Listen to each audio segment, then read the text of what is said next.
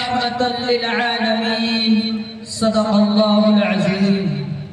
وہ ابر لطیف جس کے سائے کو گلشن ترستے تھے، کہ وہ ابر لطیف جس کے سائے کو گلشن ترستے تھے، یہاں طائف میں اس کے جسموں پر پتھر برستے تھے۔ محترم سامعین کرام، میں آپ حضرات کے سامنے اس جلیل القدر، عظیم المرتبت اور رفیع الشان ہستی کے تذکرہ کی سعادت حاصل کرنے جا رہا ہوں، جو اگر تاریخ انسانیت کا سب سے بڑا ہمدرد، سب سے بڑا غمخوار، سب سے عظیم محسن ہے، تو دوسرے طرف جبر و تشدد، ظلم اور زور کا سب سے زیادہ ستم زدہ، سب سے زیادہ مظلوم اور سب سے زیادہ مکروہ بھی ہے۔ حضرات، آپ اچھی طرح سے واقف ہے کہ چھٹی صدی عیسوی میں عالم انسانیت سسک رہی تھی، گلشن عربی ماتم قدح بنا ہوا تھا، ہر طرف نفرت و عداوت کے شعلے بھڑک رہے تھے، کمزوروں پر ظلم و ستم کے پہاڑ توڑے جا رہے تھے، معصوم بچیوں کو زندہ درگور کر دیا جا رہا تھا۔ مختصر یہ ہے کہ انسانیت ایک وحشی درندہ بن چکا تھا، اور پوری تباہی اور پوری انسانیت تباہی اور بربادی کے آخری گڈھے پر پہنچ چکی تھی۔ میں مناسب سمجھتا ہوں کہ آپ صلی اللہ علیہ وسلم کے ذکر سے پہلے عرب کے کچھ بیان حاصل کر دوں۔ چنانچہ واقعہ ہے، مورخہ نے لکھا ہے، عرب کے ایک لڑکی جمیلہ کا دردناک واقعہ مذکور کر دیتا ہے کہ ایک شخص اپنے طویل سفر جاتے وقت اپنے حاملہ بیوی سے کہتا ہے، میں طویل مدت کے لیے سفر جا رہا ہوں، اگر میرے بعد لڑکا پیدا ہو تو یہ رقم اس کے تعلیم پر خرچ کر دینا، اور لڑکی پیدا ہو تو اس کا گلا گھونٹ کر مار دینا۔ شوہر اپنے تاکیدی وصیت کرنے کے بعد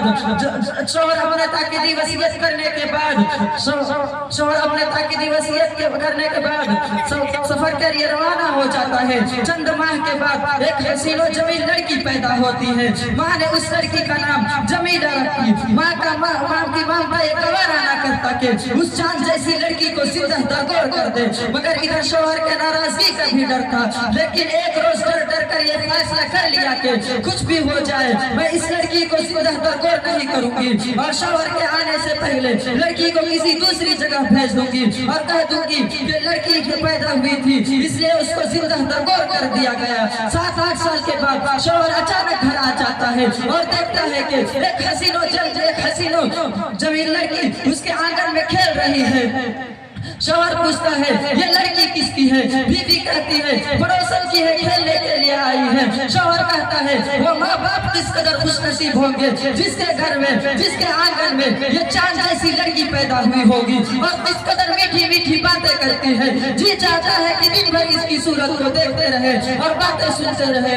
بیوی نے دیکھا کہ جب شوہر کے دل میں اس لڑکی کے لیے محبت سما گیا ہے اور اس سے پیار کرنے لگا ہے، تو بیوی ہمت کر کے کہتی ہے یہ چاند ایسی لڑکی آپ ہی کی بیٹی ہے، بس اتنا سننا تھا کہ سنگ دل بے حرم باپ کا محبت دشمنی میں اور شفقت عداوت میں تبدیل ہو جاتی ہے، اور فوراً یہ قسم کھا لیتا ہے کہ آج کے دن کا سورج غروب ہونے سے پہلے میں اس لڑکی کا زندگی کا سورج غروب کر دوں گا۔ چنانچہ فوراً یہ کدال اپنے کندھے پر رکھ کر اور اپنے لگتے جگر کے ہاتھ پکڑ کر جنگل کی طرف روانہ ہو جاتا ہے۔ جنگل جانے کے بعد گڈھے کھودنا شروع کر دیتا ہے۔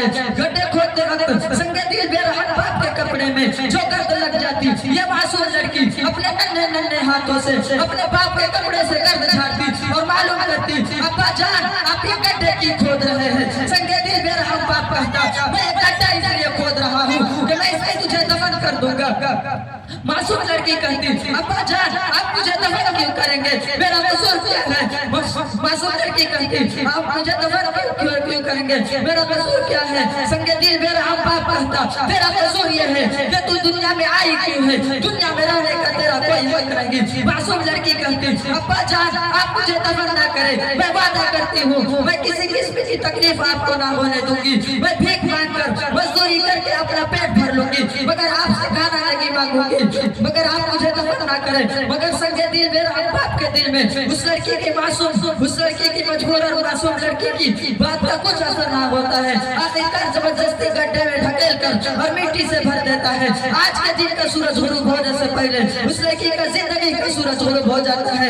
ایسے ماحول میں اچانک رحمت خداوندی جوش میں آتی ہے اور عرب کے تپتے ہوئے صحرا میں اس سے بھی امید کا ظہور ہوتا ہے، جو سارے جہاں کا درد اپنے دل میں لیے ہوئے ہیں۔ سنسر چلے کسی پر تڑپتے ہیں ہم، امیر کا ساری اور حقیقی مصداق تھا اس ذات مقدس نے تمام ظلم و ستم کے خلاف علمی بغاوت کو بلند کیا اور پوری تڑپتی ہوئی انسانیت کا مسیحائی ضروری تھا کہ اس بابرکت ہستی کو سینے سے لگایا جاتا، اسے پلکوں پر بیٹھایا جاتا، مگر وہ ذات جو لوگوں کی ہدایت کے لیے تڑپتی رہی ہو، لوگ اسے پتھر مارتے رہے، جو لوگوں کی ہدایت کے لیے اپنے وجود کو گراتی رہے ہو، لوگ اس کے ساتھ اور اس کے جماعتوں کے ساتھ ظلم و ستم کے پہاڑ توڑتے رہے، جن کا ذکر کرنے سے روکتے کھڑا ہو جاتے ہیں، کلیجہ باہر آنے لگتا ہے، مورخ کا قلم رک جاتا ہے۔ خدا کی پناہ کبھی اس مبارک ہستی کے راستے میں کانٹے بچھائے جاتے ہیں تو کبھی خدا کی پناہ کبھی اس مبارک ہستی کے راستے میں کانٹے بچھائے جاتے ہیں تو کبھی اس مبارک جسم کو اور چاند سے بھی زیادہ حسین چہرہ کو خون سے نہلا دیا جاتا ہے۔ اللہ اکبر، ظلم کی انتہائی اور حکابہ جو تمام مخلوقات کے لیے، جانوروں کے لیے، پرندوں کے لیے امن کی جگہ ہے، تو خدا کا سب سے پاک اور پیارا بندہ خدا کے سامنے سجدہ کرتا تو اس کا گلے میں رسیاں ڈال کر کھینچا جاتا ہے، جس سے آنکھیں باہر آنے لگتی ہے تو اونٹ کی آجات کھینچ جاتی ہے، تو کبھی اس مقدس سر کو کچلنے کی کوشش کی جاتی تھی جو بے خوف اللہ کے سامنے زمین پر رکھا ہوتا تھا۔ آخر دعوانا الحمدللہ۔